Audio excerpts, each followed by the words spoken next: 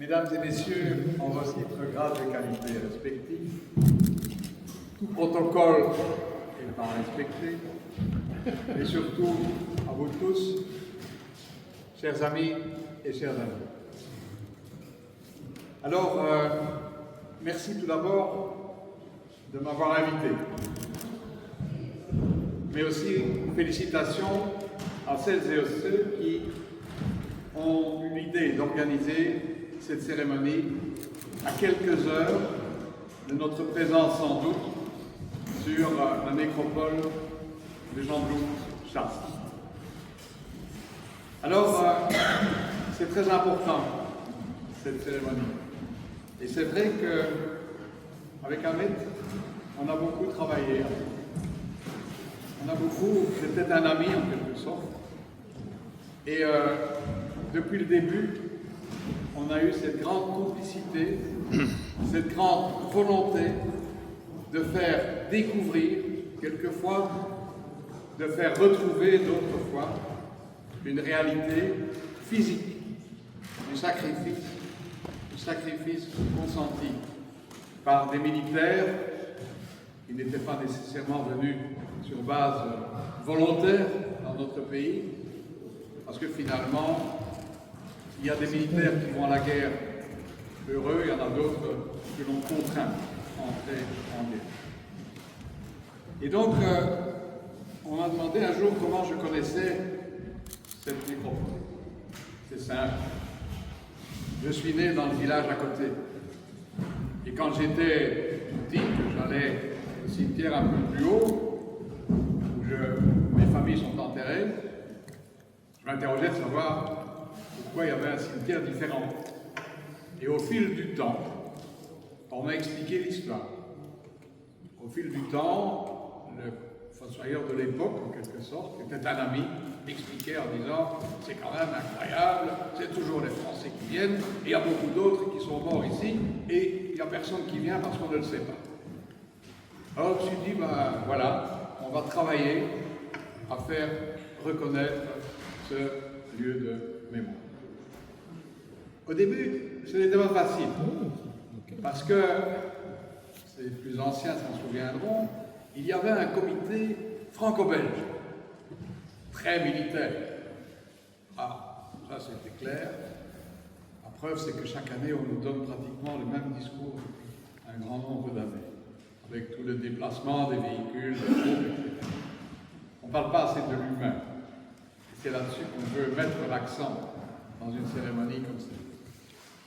Et cette cérémonie très militaro-militaire, franco-belge, j'ai dit à un certain moment, il faudrait quand même peut-être intégrer la dimension là, qu'il y a des gens ici, 242 militaires marocains qui sont là, enterrés, qui sont toujours là aujourd'hui, et il faudrait peut-être reconnaître le sacrifice qu'ils ont fait.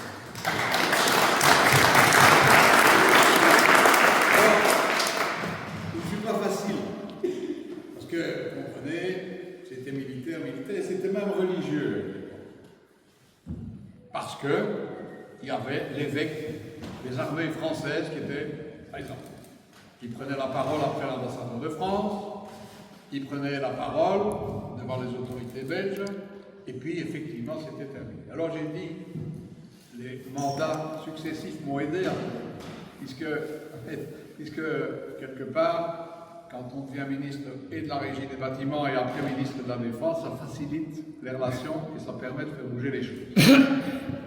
Et donc j'ai dit aux Français, j'ai dit écoutez, c'est pas possible ça, ce n'est pas possible. Qui est qu'un évêque? J'ai dit, s'il y a un évêque, il faut un imam.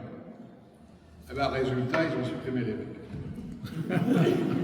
Et aujourd'hui, effectivement, à l'aide aussi de jeunes qui se sont mobilisés et aussi d'Ahmed dont on parle aujourd'hui, on a sensibilisé la population, les groupes dans les différentes communes, dans les écoles. Et à certains moments, lors de cette cérémonie, des gens venaient d'Anderlecht, de Châtelet, de Scarbeck, d'autres endroits en Wallonie, des jeunes, des moins jeunes, qui redécouvraient quelquefois la tombe d'un grand-père, d'un membre de la famille. Et alors, une anecdote qui est importante et qui montre que c'est important qu'il y ait une représentation marocaine dans ce cimetière. Il a fallu aussi convaincre un peu les autorités marocaines. Il n'était pas gagné d'avance. Ce que j'avais dit, il faudrait que vous veniez. Et alors, comme il tardait à venir, etc., j'ai trouvé une opération pour avancer.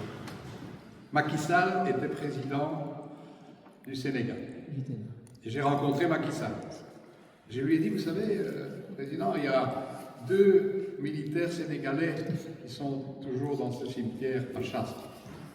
Je lui ai dit, ce serait bien que symboliquement vous veniez sur place rendre hommage à ces militaires. Et Macky Sall est venu. Il est allé s'incliner sur les tombes, il a fait un discours, et l'année suivante, toutes les autorités marocaines étaient là. Du haut commissaire qui était présent et qui revient encore cette année, qui est aussi un complice que par de longue date. Il y a d'ailleurs des choses qu'il faut que je t'en parle, et j'en ai parlé à Maxime Prévost aussi, parce qu'il y a une question d'archives. Il est venu l'année suivante, fait tout à fait particulier, à souligner, était aligné. L'ambassadeur du Sénégal, l'ambassadeur de Tunisie, l'ambassadeur d'Algérie, l'ambassadeur du Maroc, l'ambassadeur de France et un représentant du gouvernement belge que j'ai vu. Ça veut dire que, depuis lors, il y a eu un certain enthousiasme dans la communauté marocaine pour venir. Et j'insiste encore cette année pour que, finalement, ça s'amplifie.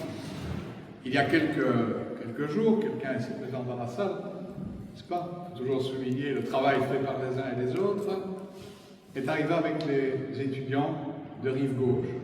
Ils étaient, je crois, 80 qui sont venus à cette nécropole de Chastre pour effectivement prendre connaissance, conscience de cette réalité, de ce sacrifice fait pour nos libertés. C'est à poursuivre. Et on va poursuivre. Et donc, cette cérémonie, la première fois que des jeunes marocains sont venus pour participer à la cérémonie, il se fait qu'il y avait un attaché de défense représentant la République française qui refusait à ces jeunes d'entrer dans la nécropole parce qu'ils avaient un drapeau marocain et qu'ils portaient les couleurs du Maroc. Alors c'est simple, je me suis installé en tribune et j'ai dit, écoutez, je suis ici, s'ils entrent, je parle, s'ils n'entrent pas, je m'en vais et je m'en vais.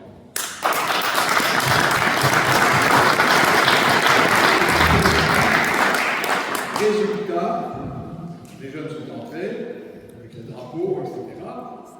Et après, j'ai exigé aussi que le drapeau marocain soit hissé, il est là, chaque cérémonie, et que les hymnes marocains soient aussi joués pendant et après la cérémonie, par les musiques militaires qui viennent souvent.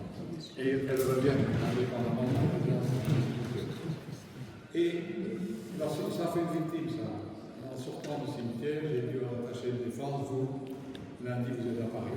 Je l'ai fait renvoyer à Paris, j'avais un collègue à l'époque, M. Masseret, qui était ministre de la Défense. Alors, ceci, c'est un peu qui rappelle l'histoire, parce que d'année en année, eh bien, Ahmed était présent. Il était présent avec ce drapeau, cette photo le situe bien. Moi, je le vois, quand je parle de lui, je le vois quand on regarde le monument à Jean Blou, à droite du monument, il était là avec son drapeau chaque année et c'était un plaisir.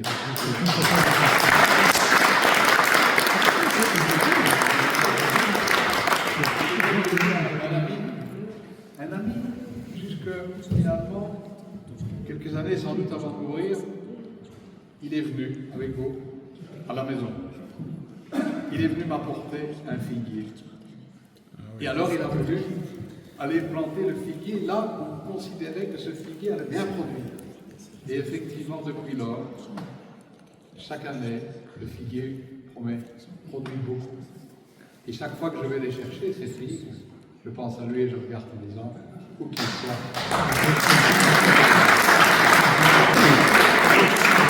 Et c'est sur base d'une amitié réelle, sincère, d'un échange, finalement d'actions concrètes que l'on faisait pour la mémoire, que se crée la force entre les individus.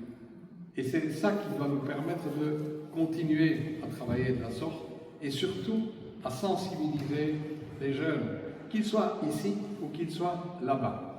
J'ai déposé à Fès et à Meknès les listes des militaires qui sont décédés à Chastre, avec pour espoir que les universités allaient identifier les familles de ces militaires là-haut, puisqu'ils provenaient après de cette région. Il y a encore beaucoup de travail, on en parlera sans doute un peu dimanche, avec le Haut Commissaire et avec le World Heritage Institute et les académies qui se trouvent encore chez nous. Mais c'est encore plus important aujourd'hui de faire ce genre de visite pour les jeunes, de faire en sorte des échanges entre les jeunes de là-bas